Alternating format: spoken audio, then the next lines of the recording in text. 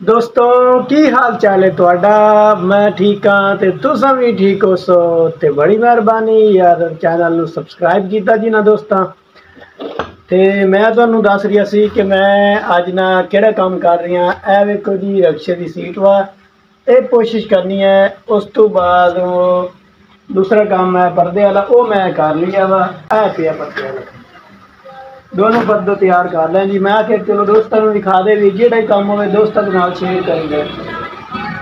ये क्या पर्दा पिया जी ये है कि थल्ले वाला रक्शे खिच लाना है। जो दूसरा पर्दा है बाल बना है शाइनी ये पर्दा ये भी रक्शे के ऊपर वाली साइड पर लगना है।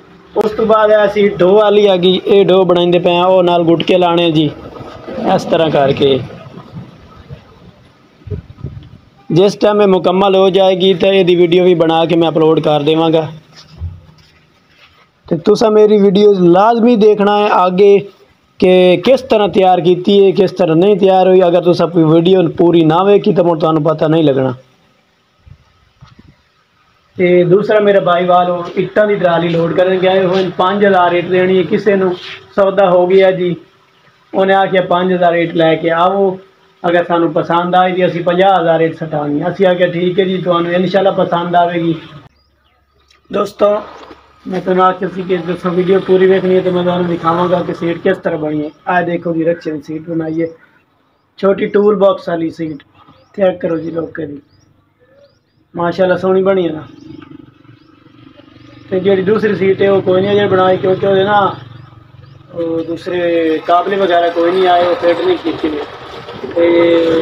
और एक गल कहनी सी तुहानू इट्टां के बारे कहना सी कि ना जी सामने इट्टां पईयां और सामने नज़र आ रही हैं क्योंकि ना सूरज इधर एक नज़र कोई नहीं आऊगी। मुकदी मुकामा गल कि 50 इट साड़ी ना किसी चोरी कर ली है हालात है जी।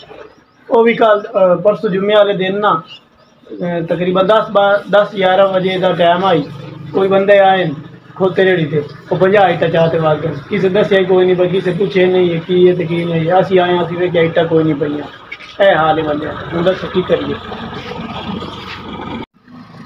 टाइम होया खला छुट्टी का तो प्लेट सोलर अंदर रख लें छंड फूक के गट्टा मिट्टी आया पे उत्ते ये क्या पी है क्या पी है 2 प्लेटां सकनी। वो मेरे पुश वाला बोर्ड वे कितने लगे हुए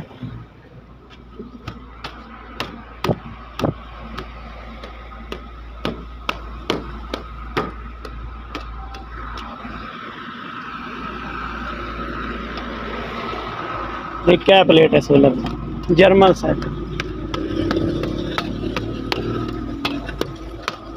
है 2 मिनट टैल 2 टायर 9500 1000 9000 भी दे देंगे। जाले वगैरह गप्पे पैन जी।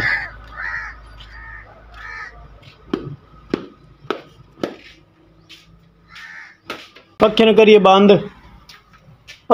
बंद छुट्टी का टाइम हो गया हजूल चलता पिया प्लेटा वगैरह अंदर रख लेंगे। तो नैक्सट वीडियो का इंतज़ार करो इंशाल्लाह जल्दी मिलेंगे नवी वीडियो।